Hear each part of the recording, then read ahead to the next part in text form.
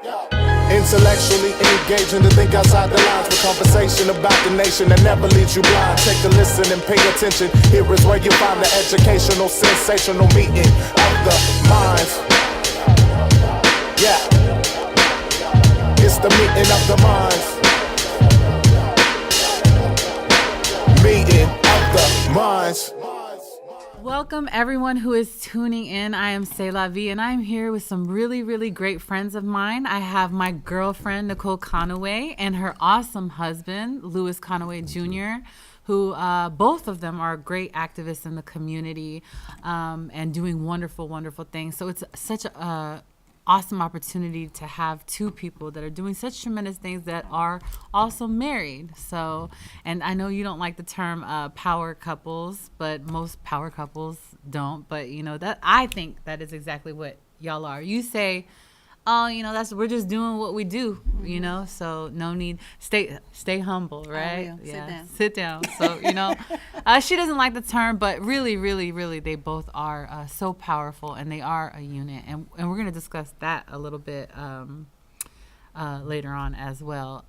So there's so much to discuss, but mainly, like, one of the front running things with Meeting of the Minds is that there's so many voices in our community. With so many things to say, so many discussions that need to happen on a community level. And Meeting of the Minds wants to give that a platform, people to speak, people to come together and speak. So that's why I have you here today. Conway Jr. is running for city council in our city. So among other things that we're going to discuss, this is one of the most important things that I have brought him on the show. But, you know, it's not just as simple. You say, you know, already there might be some struggles with a black man running for city council, but a black man who has a felony record, right? So one thing I want to discuss is some of the things that you've experienced trying to run for city council with those things trying to be labeled and attached to you. But beforehand, I want to know, why are you running for city council? Can we start there? Absolutely. That's a fair place to start. I think the why is rooted in the conditions that folks in District 1 have found themselves in. I think the why is rooted in folks not having access to health care, not having access to affordable housing, losing our homes to property tax raising, and not truly having access to that type of advocacy that explains to us why our homes are in danger once our taxes are out of control. I think the why is rooted specifically in a significant swaths of East Austin not being activated to vote, not being turned out to vote. And definitely, indeed, the why is rooted in folks with my type of a background, historically not being able to participate in this experiment that we call American democracy. So it's about activating a portion of the population, right, that has been historically marginalized, penalized, and over-criminalized. And not having a voice. So what I would also like to know is how will you being on city council affect those things that you just mentioned? How can you possibly affect those things? Absolutely. So in the beginning, you know, we said that, and when I say we, I'm speaking about, you know, the campaign. We said that we're standing on the shoulders of Arthur DeWitty. We're standing on the shoulders of Dorothy Turner. We're standing on the shoulders of Barbara Jordan. And all of these folks felt like the black community was one of the most forgotten, one of the most underprivileged, one of the most forgotten communities that did not have access, right? And so that's been a historical problem, is the lack of access, the lack of opportunity, the lack of truly having an impact on the policies that have impacted the East Side. And so when you don't have power to determine how that budget is being spent, then the budget really doesn't matter to you. But when you got somebody from your community that you know is impacting that budget, then vicariously you have an impact on the budget, right? Because I can't, I'm not allowed to move around in East Austin without being responsible to the folks in East Austin. I can't go to HEB and somebody not know me. I can't go in the hood and somebody not know me. And so I have to be responsive in such a way that says that I'm not only from the people, but I'm of the people, right? And I'm for the people. So our experiment in democracy is about truly folks who have not had a chance to participate to become active participants in a process that historically has blocked them out, but has the most impact on their lives. I'm about to go at this a little bit backwards. So one thing that's been brought up in numerous articles regarding your campaign is the felony, right? And I want to know. I want others to know what the charge was, but before that, before we talk about that, I want to reveal what the obstacles have been that you have a felony. Before we should say what the felony was and all that stuff. But I kind of want to work backwards on it. Tell me what obstacles you face, because almost every article that I've seen, I'm like, okay, we know already. Like, I'm like, okay. So the obstacles is folks in District 1 not having access to health care. The obstacles are folks in District 1 not having access. But how does not having access to the education that eliminates those conditions. And so when we talk about obstacles, those obstacles are the same obstacles that still face us when we are entering the electoral process. It's about historically denying somebody access based upon a set of conditions. So that's how you're relating it to the felony as well. Come on now. Exactly, okay, that's really right? good stuff. And so there's so much attention being placed on a felony as opposed to attention being placed on the conditions that are creating felonies. Opposed to conditions that are creating the mental health condition that cause folks to go to prison in the first place.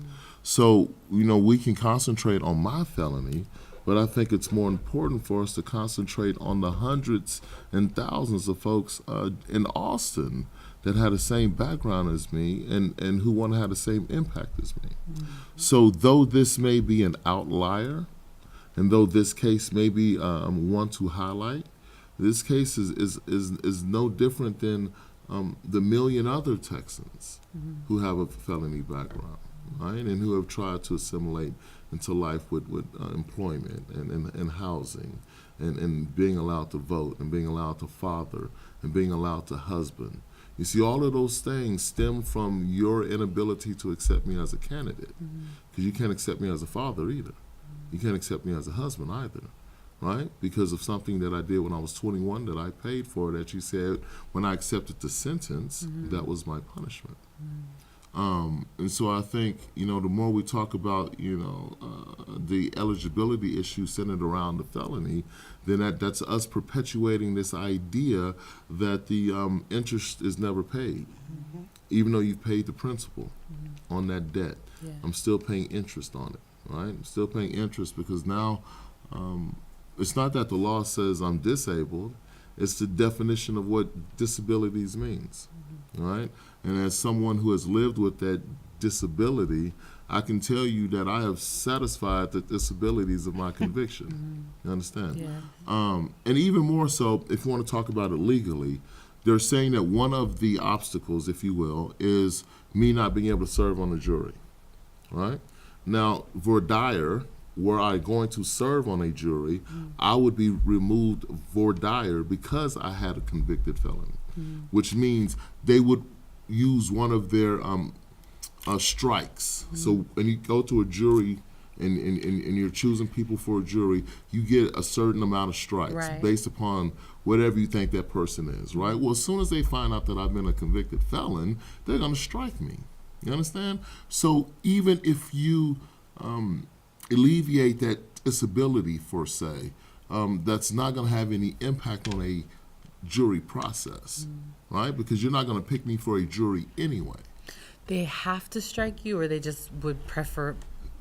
If whatever the case is, if you have a convicted felon or someone that has been convicted of a felony, and you've got somebody being charged with a felony, Right. it would just make sense to strike the person from the jury that has been convicted of a felony. Especially As because a lawyer, you might have sympathetic. Strategically, yeah, right, it right. makes sense, right? So that's not something that I don't think any attorney would actually say, well, I'm going to pick him. Right, so me being able to serve on a jury shouldn't have any impact on me being able to serve my community in a public fashion. Right. It didn't have any impact on me being able to help pass fair chance hiring. It didn't have any impact on me being able to protect fair chance hiring at a state level. Yeah. Right, so there's no question am I qualified. There's no question am I experienced. Right? More experienced than the incumbent was before she took the position. I've had experience moving legislation. Yeah, grassroots definitely leadership. Even before grassroots, when we did fair chance hiring with second chance Democrats, we literally took fair chance hiring from an idea to an ordinance. That's something that has not been done by the incumbent and then gone on to protect it. So I want to mark this ground right here. So I want everyone to be clear about what's being said. It's not somebody like, you know what? I'm going to run for city council. This is someone who's had his boots on the ground, is always, anytime there is legislation that needs to go forward, is there forefront, participating in those bills that are going forth that That's affect where the his power is. community majorly. So it's not somebody who's just woke up one day and is like, by golly, George. No, this is someone that has been deeply involved in making things and preventing things from taking hold. So I wanted to make that clear and highlight it. Let's highlight that thing right there. Tell me, how are they trying to prevent you? Like, what are the ways that they're trying to bogart you from this position? Well, they can't because we are running, right? And so the law has not, because there's a nebulous there in what can happen or what may happen, that allows us the space to make it happen. So the only entities that can stop us is us. Okay. So the only entities that can stop us is us. So with us, how is us supporting us? I'm just In terms of curious. what? Like, do you feel like the community of color is Absolutely. supporting you at the Absolutely. level? And what else can they do to continue to? I think, right, is that we embrace the idea of supporting this campaign is supporting us, right? Supporting the idea that District 1 is a consolidation of neighborhoods and people who have made up the fabric of Austin historically, right? And so I think when folks know that I went to Andrews, I went to Pierce, I went to Reagan, I grew up right down the street from St. John's. I went to prison from right over there for Berkman behind the shortstop, right? So Wow. I'm not just from these streets. I'm of these streets, right? But I came back to these same streets, and we talk about this restorative justice thing, right? We talk about the criminal justice system doesn't do anything for victims other than give them this facsimile of justice, right? And so I feel like for me, it was important for me to not only come back to the streets and give something back, but to take folks just like me, with backgrounds just like me, and kind of create ways of being able to assimilate back into society that I didn't have, right? I didn't have a network of folks who were formerly incarcerated that were doing legislative work. I didn't have a network of formerly incarcerated folks who have been employed for the last 20 years. Who have MBs, MBAs, and doctorates, right? I didn't have that. I had a bunch of cats who were trying to put a sack in my hand, right? When I came out of prison, I had a bunch of cats who were trying to, put me back in the recording booth, right? But no one was talking about having an impact on legislation. No one was talking about public policy. No one is talking about us going into these schools and actually affecting the thinking that these kids coming out, that's going to run the world, affecting their thinking, right, and shifting their trajectory in terms of a social justice lens. So I think we've been able to have an impact before we even decided to run for office, because for us, as we say, running for office was not our choice. It was not something that, and people say that all the time, right? That it wasn't my choice. I'm an organizer. Yeah. and I grew up on Bob Marley. So politicians were never somebody that I was a huge fan of, right? And then having a background that I have, I don't have that institutional support. I don't have that conventional support. So for us, it had to come for the people, from the people, and that has to be the why, right? It's because of the people. So we're about to have a c'est la vie moment here. And so usually I'm going to be very maybe judgmental, but I don't care, right? So usually the people who have like, oh, he has a felony, right? Like he has a felony and all these things. He can't run for office. Oftentimes they're very religious people. And a lot of times, I mean, if we look at the city council, they're people who usually proclaim to be Christian, like a lot of them, like let's be for a lot. And some of those people that have problems with such things are Christians who, I don't know about all that felony stuff, but I want to examine that a little closely, If we're looking at the Bible, the felony, I'm going to put it out there. The felony was manslaughter, right? You went up for murder, but they ruled manslaughter, right? So we're looking at the Bible, and you got this guy named Mo, right? And Mo kills somebody right before he goes into, runs away, and he's alone, and God builds him and then sends him back to his people. Oh, yeah, I'm just getting started, right? Come on with You it. got Joseph, right, who's betrayed by his brothers, thrown into a pit, right? They turn on him, and then, he goes to prison, right? And in prison is where he gets prepared back and what he's sent back to his people in government, right? So it's so confusing to me. We're having a c'est la vie moment. That the doctrine that you guys look at, this is the MO. Like this is the MO so one thing that is very close to my heart, and I think this is where you and I bonded, is mass incarceration issues, right? And so I know when you were incarcerated, you saw a lot of people die and their families not get the information or the respect that they needed. And a lot of those things have, I know you personally and the group that you work with have personally been responsible for shutting prisons down. Yes.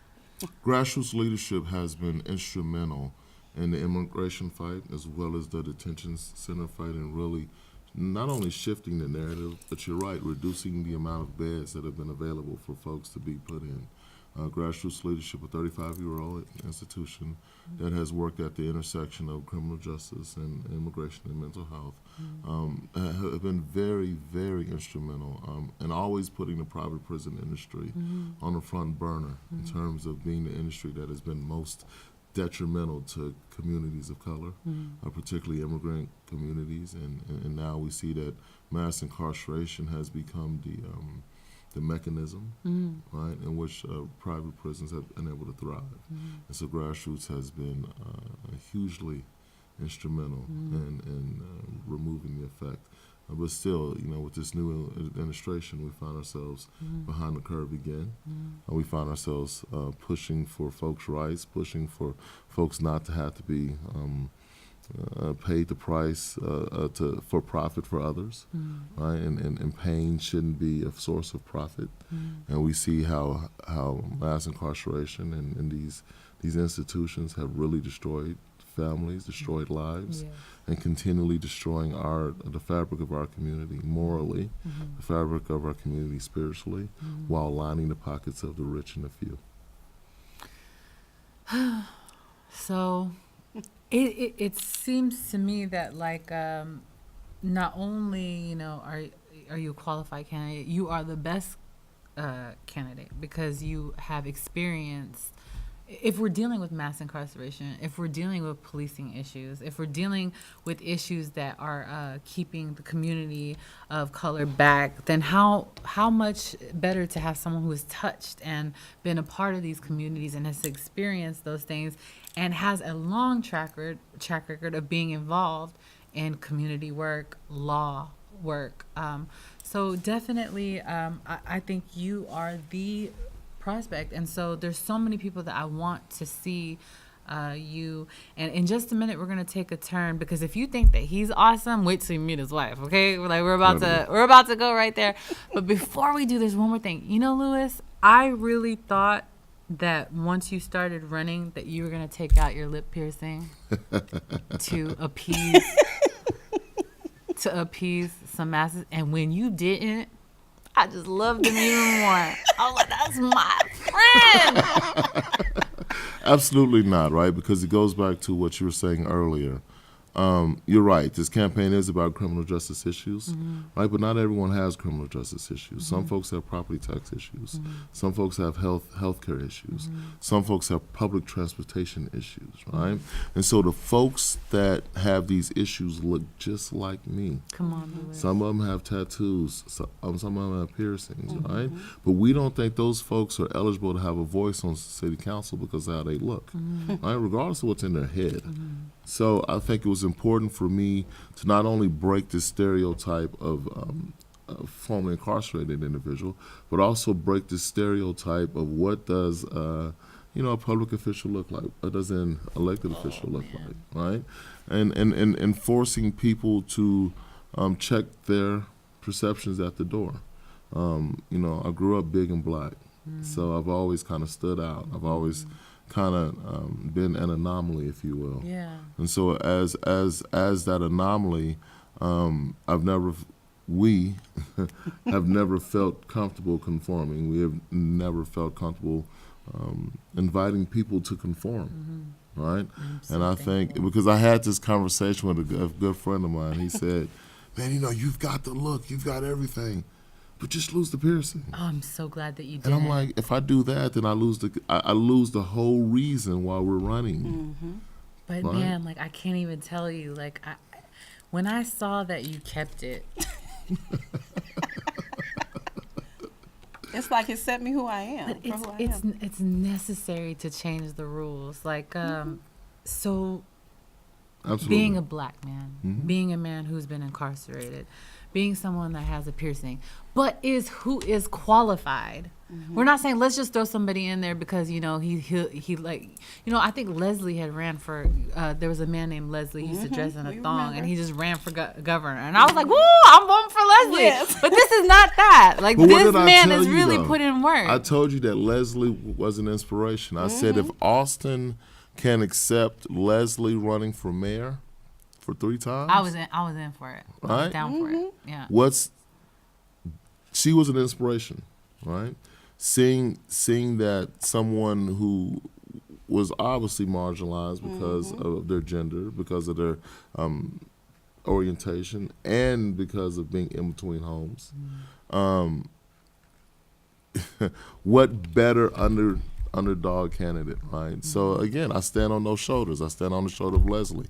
I stand on the shoulder of Arthur DeWitty, Dorothy Turner. Those folks, and I keep highlighting Arthur DeWitty because Arthur DeWitty was the first black man to run for office in Austin in 1951. And when he ran, he almost won. And they changed the system to an at-large system.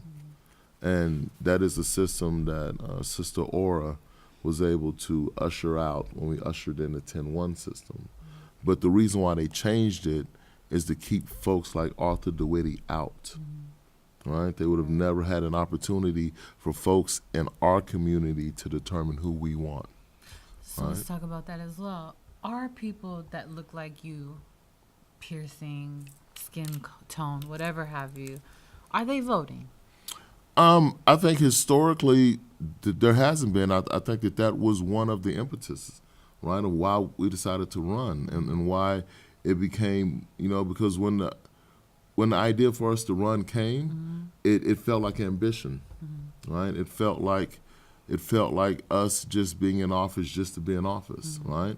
But once I looked at the voter turnout map, and once I realized that there were significant portions of Austin that were not even registered to vote, I've got a list of 30 precincts. When you come to the campaign office, I got 30 precinct maps up on my wall of the lowest turnouts, right? And the people with the unregistered voters.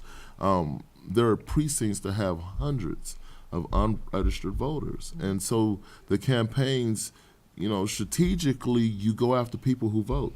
I mean, that's just how you win, right? But our campaign doesn't have that luxury. Our campaign doesn't have the luxury of going after the Democrats that have voted in every election, and those are the only people we talk to. Our campaign has to go into deep East Austin, Colony Park, Loyola. Our candidacy has to go out there to Lakeside, where folks, in precinct 124, and precinct 151, and precinct 117, those precincts have the highest instances of unregistered voters, and it's our theory that those folks are unregistered because they don't know that they can vote.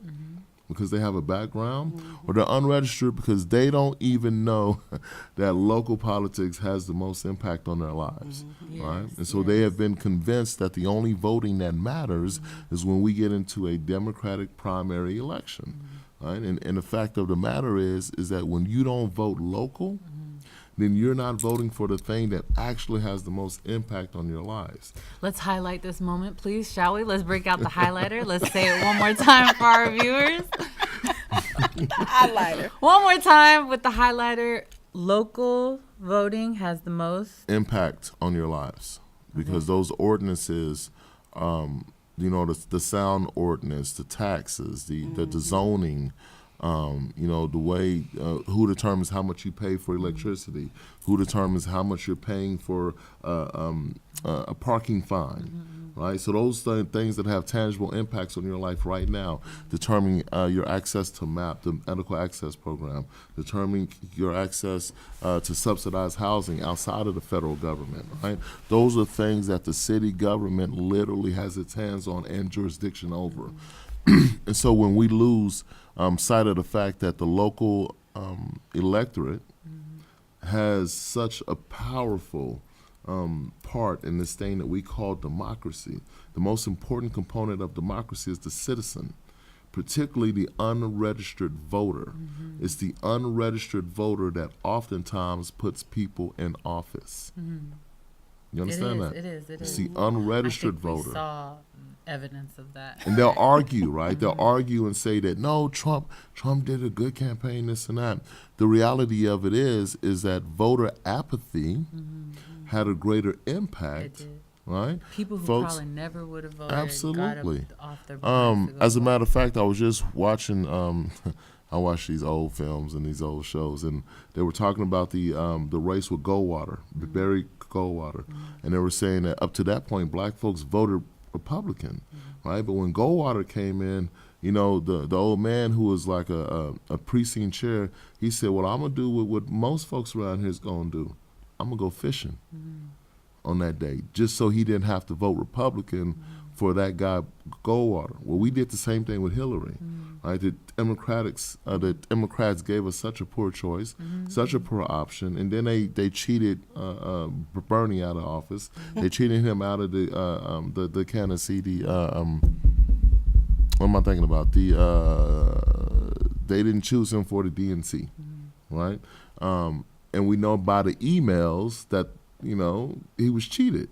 In a major kind of way. Right? And so when the public sees that he was cheated, we're not going to trust the party that cheated, even if we don't like Trump. Right. We would rather go with Trump because we know at least he's being honest. Well, it's very difficult for me. It's kind of like, do you want to go for Beelzebub or do you want to go for...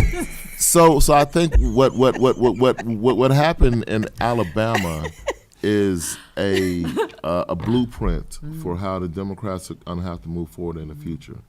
All right, so what happened in Alabama is you had Roy Moore, who was an incumbent that had a very strong base, and you had Doug Jones, who didn't have a strong base, but towards the end, he activated the black vote. Now, what happened was, if you notice, he lost by a 1.2% margin. Well, that 1.2% margin added up to 20,000 write-in votes. So what happened was, right before the election, the prominent Republican in that area said he just couldn't vote for Roy Moore, and that he was going to write in someone he felt. Well, what that did is that 20,000 people put enough people out of the race that allowed Doug Jones to win. So we have to begin to take that same theory. If they won't let Conway Jr. on the ballot, then we write him in.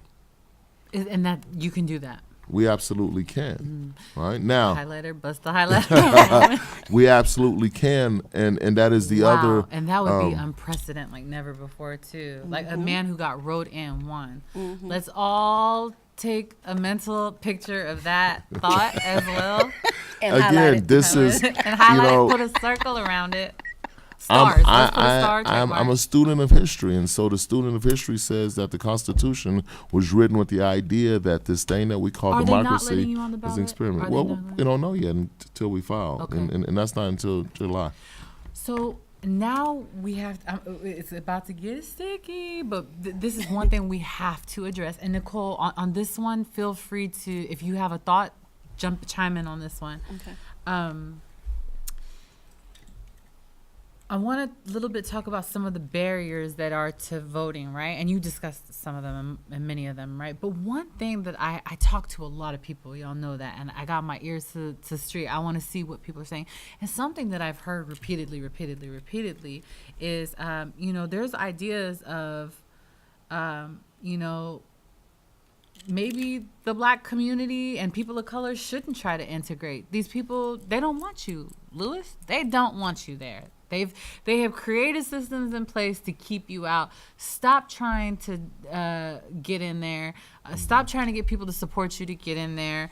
Let's just separate, right? Let's forget integration. Let's separate. And we're bringing this up because I know that it is a big reason why people don't vote. I do. There's a lot of young people that are like, what's the point? They don't want us to. This is their system in the first place. Let's not even go in for it. Let's not even forget it. So I have the answer to that. But first, I'm going to let, I have a rebuttal for that. But I really want to see, what do you guys think of that? I really think we should go back to being a village, because so many times when we were growing up, you're in the neighborhood, when you got out of school, there wasn't a latchkey thing. You went to the neighbor's house and they fed you, made sure you got your lunch or your dinner, and then they sent you home. Or if you got in trouble there, you got a spanking there and you got one at home. So I think we got away from the village mentality, and then we separated. And I don't know what happened in the process of us separating like that, but I think that's why people just, well, what difference is it going to make? Look who's in office now. But like Lewis said earlier, this is city. This involves you directly. So that would be mine. I think for me, I was in the hood, and I do a lot of campaigning in the hood, right? And I stopped his brother and I asked him if he would be willing to help me go register people to vote. He's like, man, we ain't got no power in politics, no power in anything. And I said, well, would you ever vote for somebody that's been to prison? He said, well, yeah. I said, would you ever vote for a black man that's been in prison? He said, yeah. I said, about a black man from East Austin that's been to prison. He said, you show me that dude and I'm going to vote for him. Hello. He said, well, I'll vote for you. Come on now. Right? And I said, but you see, that's the thing about it, is that until I told you who I was, you weren't trying to hear me. And I think that is the attitude that for so long, there's no one that looked like us in office. There's no one with our story. And Obama gave us so much hope, it's particularly when we saw them pictures of him smoking. Like, I'm serious. Like, when we saw those pictures of him smoking, I was like, that's my dude. Because he became real and became somebody just like us. And I remember, the last time I voted for, prior to this last election, I voted for Clinton in 92. And I'm sorry, yeah, in 92. And so I remember him saying he didn't smoke, he didn't inhale, but then I remember Obama saying that he actually did cocaine, right? And it was the authenticity, and it was him being transparent that allowed us to connect with him. And so I think right now in politics, particularly with local politics, when you've got someone like, up until recently, and not to be disparaging towards the incumbent at all. However, when you got an incumbent that's 71 and you got an electric that are millennials and you got someone that doesn't really use social media and really able to connect with the folks, then, you've got a communication gap there. So you're not able to inspire the people. Sister Aura does not inspire the hood the same way that Louis Conway Jr. does, right? Because Louis Conway Jr. touches millennials, he touches the Gen Xers, he touches the Generation Y, but he also touches the baby boomers, right? Because I'm 48 years old, and because I'm 48, I understand the issues of all those communities and all those sectors of our community. So voter apathy, I think, is addressed by us presenting folks with options as candidates that we can get behind. We talk about this blue wave. The blue wave is not going to take place until folks are offering up directly impacted candidates. We need folks who, mamas who are single with 4 children that's going to run for office, who used to be strippers. We need that. We need that, right? Okay. We need participation. Parents Citizen participation. who Highlighters. are. Bust out the highlighters. We need lesbian parents to run who are impacted because they are being ostracized in their neighborhoods, right? We need folks who have been historically denied access to begin to demand access through the electoral process. Now that is what is going to be the thing that gets folks interested in local politics. When they can see a c'est la vie Oh, on the am I gonna have dais, to run? Am right? I gonna have to run Highlight for office? right? I think I receive it. We'll see. But that's politics important, though, are right? a little bit hard on me, but we'll see. I'm here to. Well, I'm gonna mess the game up again as usual. So, if you're watching Meeting of the Minds, you have to get used to people that think differently than you and be okay with it. Like, you will have everyone on this show, and they will have opinions that widely vary from you, especially me. You gotta be okay with it. And with that said, I want to answer that question as well as integration and separation, right?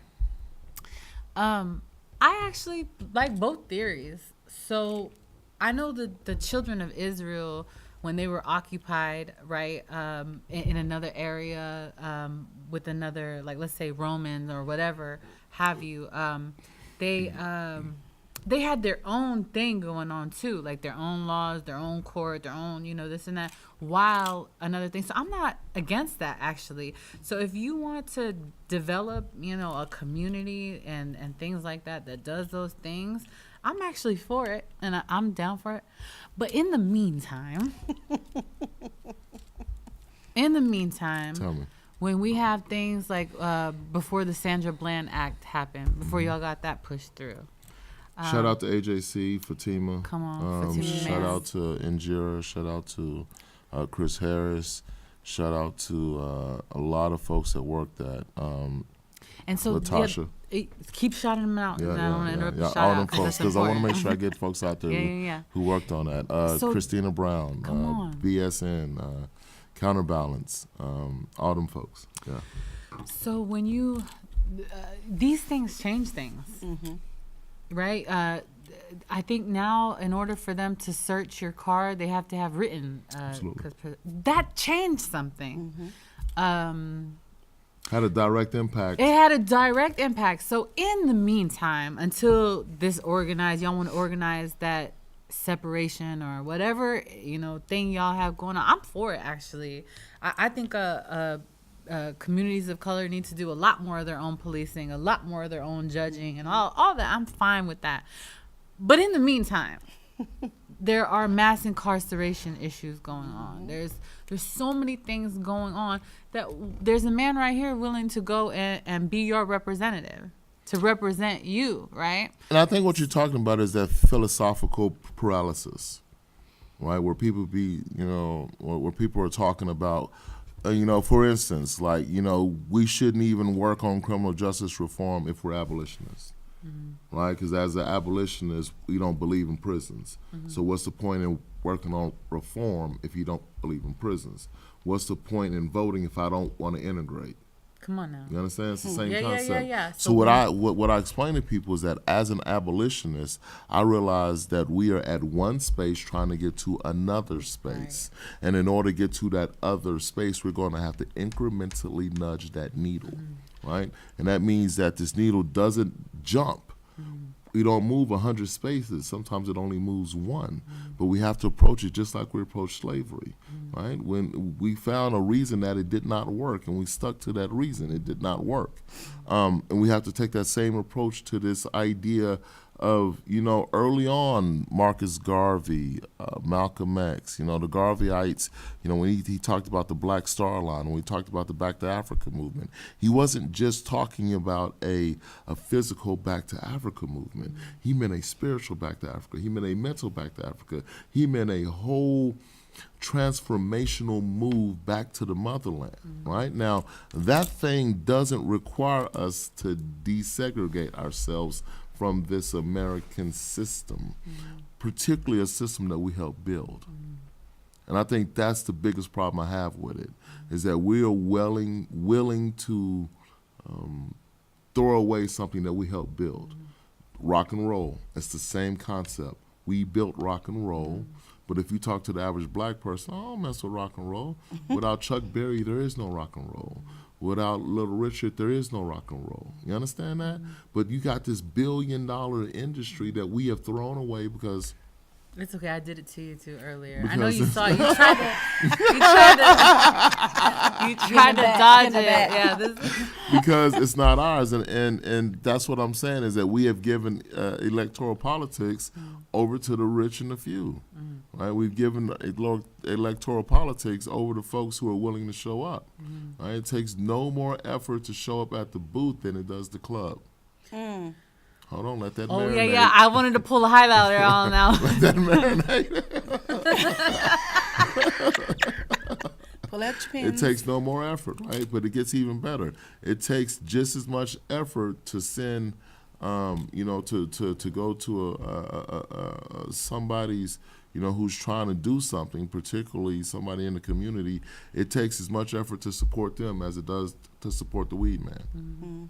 Right? The same effort you take to support the weed man. Yeah. Go support these efforts. I mean, seriously, right? that's real talk. All one would have to do, if they wanted to. I'm waiting for Charles to pan the camera back to, you know what I mean, all three of us, because I want to make an extra point. But they're not even paying attention back there, so all you can do is see my hand. No, there you go. So I just wish, hypothetically speaking, right? Not even saying, just hypothetically, that I don't know. What if somebody saw this show and then saw your name and then went and just happened to put it on Facebook and been like, Louis Conway Jr. for city council, hashtag 2018. Yeah. What if? Right? I mean, what's your hashtag? It's We Not Me.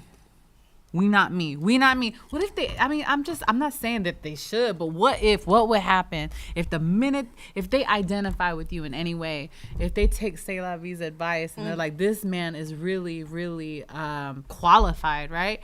What if they just happen to just hop online and we're like, We Not Me, Louis Conway Jr. That would be kind of awesome, wouldn't it? I believe in our community. I believe in our community. I believe that our community is supportive. Yeah. Because we have a certain amount of time, and I cannot let this 'cause I've been beautiful talking. my girlfriend. Yeah, there's so much that we need to say. So earlier, before we talk about the things that you're into and how amazing you really are, I had asked how did you and Louis, meet anyway? And somehow these words were involved. It was church and then stripper. And I said, hold on. I said, wait, don't tell the story. Wait for the cameras to turn on. I have a feeling I'm going to want to hear this on camera. So please. Oh, my God. So we met online on Tag. I'm not giving a shout out to Tag at all. I had gotten to the point in my life that I was gonna take my profile down, and I finally got back on to delete my page, and I got an inbox message, and I was like, this is probably just another one of these Rudy Poots. So I start going through the pictures, and I was like, oh, he's kind of cute. So I went and checked my inbox message, and he wasn't trying to say, hey, little mom, let me holler at you. He was just straight up, real nice, and that was a breath of fresh air. So I went ahead and started talking to him. We found out we knew a lot of the same people. We went to rivaling schools with each other, and we ended up finally getting offline and start talking on the phone. And we were up all night. You know how you used to do in high school. You sleep? No, I'm awake. No, you sleep? Don't go to sleep. We did all of that. And then we finally decided to meet each other in person. But what I really liked about Lewis is in the very beginning, he told me everything about himself. He told me where he worked. He told me about his past. And he said, if you are not wanting to go further with this, then we can stop now, because it won't be the first or the last time. I was like, so as I was talking to him, I was praying. I was like, Lord, I need you to help me with this one. And I kept hearing, keep going. You want me to keep going? And then he tell me something else. And I'm like, oh, my goodness. So I finally got to the point of let's just talk. So we talked, and we finally met in person. So I want you to tell the story about when we were at church. I just got to hear the stripper part. Yeah. No, you got to. That was the sweet part. It's you your talk. turn, yeah. Okay, so when we finally And plus, decided the juiciness. So when we finally decided to go to premarital counseling, because we knew we were going to get married, we were in a group with like 8 couples. Right. And it was a Christian environment. So, you know, everybody was like the clean version. You know, we met at the store. We met at Bible study and everything. Well, we had to come all the way around the circle, and they came to us last. So the question was to the males, how did you guys meet? And then for the female was, what would attract you to him? I said, I already know Lewis is going to embarrass me. I was really scared, because I was like, uh-oh, he's not going to tell the clean version. So he gets on, and he goes, well, I met her online, but it was what was it? It was I click, you strip. No, you click, I strip. And I was like, oh, my God, he is not saying this. You click on strip.com. He said, and every time she clicked, I would take out more clothes. And I'm like, you are not saying this. And I just want to melt into the wall like you did not say.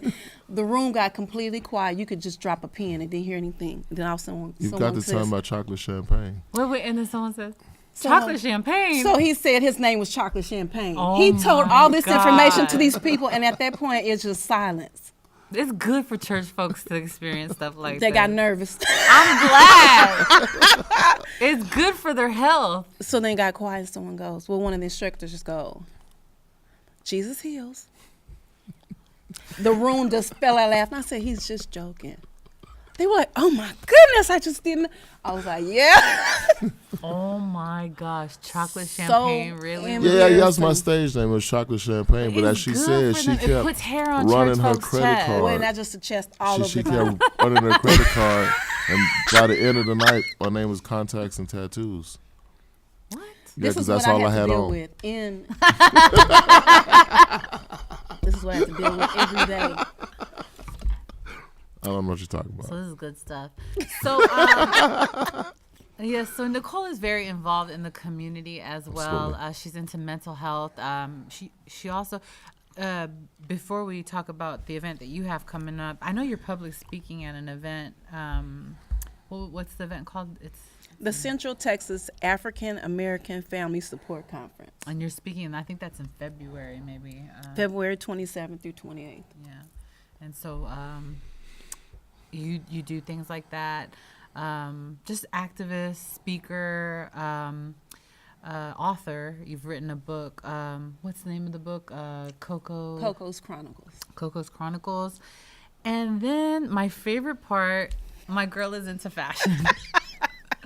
Like fashion skills. We're both thrift store shoppers, right? Showstoppers. Yes, thrift store shoppers. thrift. And we love thrift shopping. But you also dress people, like you, what is it called? I'm a stylist. stylist. Yeah, a stylist. So you take them, bring them into your home. You have a little studio, right? And So where that started was I used to go shopping with my friends, and I would always pick out pieces, and I'm like, oh, this would be so cute, and I get excited about it. So one day after I'd been doing that for a while, somebody asked me, well, why don't you just do that as a career? And I'm like, I don't know where to start. So I started, going shopping on shopping trips with people, and I started out very cheap, just to take them to get the experience. And I saw how much I loved it, and that's where it just blossomed. So I still do the personal shopping. And then I also have people come into my home. I have a little studio in my home where I have clothes and handbags and sunglasses and the whole gamut. So when they come in, I can tell by just talking to them. And Lewis has pegged me the soul stylist because I work from the inside out, because it comes from the inside. And I don't know if you saw my logo, but there's a mirror on there for the eye, because I did a lot of work internally in the mirror. Nice. Because I had problems with self-esteem and confidence and loving myself, and I never would imagine that. Well, She's that's a what stylist for the soul. That's where I come up with it. She's a stylist for the soul. So, I can feel the energy when people come into my home, and I can see, one young lady that just did pictures for me, she did a whole write-up for her class assignment. And she would shadow me in different places I would go. Her name is Mary Margaret. She's the bomb. Eminem. Shout out Eminem. Hey, Eminem. So I could tell she had problems with her confidence. And one day I was sitting with her. I said, you have self-confidence problems. She was like, how do you know that? Because she shrinks herself. And I could see myself in her because I was there. And I always thought I was overweight. I was too dark. I was, because I have a sister, and I would be compared to her. In the black community, we do that a lot. Oh, this is the lighter sister with the long hair, and then this one is the darker sister with the short hair. And people would compare us. Okay. So for a long time, I just didn't think I was enough. So when I see somebody else like that, I just want to pull them in and want to help them however I can. So that's where the outer clothing stuff came from. I want to work on the inside because I know the work it took for me to get to that point. And through mental illness, I had to fight through that to get to that point. So that's why I try to work with people like that. I love these people. That's all I have to say. And she picks out shades. She has shades that she sells that are amazing. She's got great taste. So, we're coming to the closing of the show, but let us pray that I meet somebody too that is as amazing as you do. Touch a degree, because I just want a little bit of what y'all got going on, But be honest, right? But be honest that so we don't, we often say that too often people are two halves coming together and being one. No, y'all are whole. Right? So we were wholes when we met. Come on now. And we came together and formed a team. Right? And so that's what happens when you truly listen to what God said. The first thing that God gave man was work. He didn't give him a job. He gave him work. Yeah. And then he gave him woman. And so often when you find a woman that is frustrated, she's frustrated because you ain't doing your nothing. Purpose, and she wants to help. That's why I was not only created. does she want to help, she was created to help. Drop the highlighter. You don't have to agree, but she's created to help, and she's frustrated because you're not doing your work. You may have a job, but you're not doing your work. You understand? And so the reason why I have the happiest woman is because she's helping her man do his work. Right? This is good, and it's true, and I believe it. But what's heavy about that is that when we talk about a helper, we're often talking about, people say a weaker vessel, right, and this and that. So if I need help carrying a table, it's about more tender, delicate vessel. But so I'm showing you how that's wrong. Right, it is. In order for me to have help, she has to be as strong or stronger than me in order to be a helper. So when God created her as a helper, she's just as strong or stronger. You understand? I believe you. And so I didn't make it that way. You ain't got to believe me, believe God. You understand? So what God has done is God has specifically set up this algorithm that does not kick in until you are in your purpose. Oh. Right? I hope y'all got y'all's highlighters at home. I'm just saying, this is real talk because I lived it. I'm being real. This is my fourth wife. And this marriage has lasted longer than the first three all put together. Marinate with that for a minute. All right? And so what that means is when I stop choosing and I let God choose, then it works. Wow. But he couldn't have chosen had I not been in my purpose. Come on. I had to lose myself, right? And I had to find what he had for me in order for us to work together. Because when we came together, we started a business within 3 days. On a date. On a date, we launched ATX Food Blogger. Come on now. Right? That was on a date, which just recently got, turned into something else, right? And so Very intentional. Just very intentional. Our whole relationship has been very intentional. It hasn't been on some type of spontaneous, oh, we're in love, we're gonna let It's magical. love is magical. Nah, this thing is work, and this thing requires planning. We are strategic. We don't do it. It looks spontaneous, right? But everything is strategic. We're very strategic about how we post. We're very strategic about how we communicate. We're very strategic in the people that's in our circle. We're very strategic about the spaces we share and with whom we share it with. Because at the end of the day, we're a team, and our marriage is our ministry, and our ministry is our work. That is pretty much a mic drop moment, but I still have one more thing to plug. But I like the moon phases on your I do too. necklace. this necklace is actually very, very special to me. It was given to me by someone very, very special, and I like it very much too. Shout Thank out you. to the special person. Yeah. Yeah, shout special. out- Hey, special. Shout out to the special. It's very funny that you mentioned that after your monologue. Actually, I I didn't mean to give a no, I love it. I loved it. No.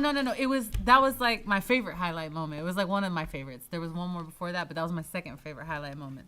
So one thing I want to say is that we are going to be at Midtown on Tuesday for your campaign. What time does that start again? 7 p.m.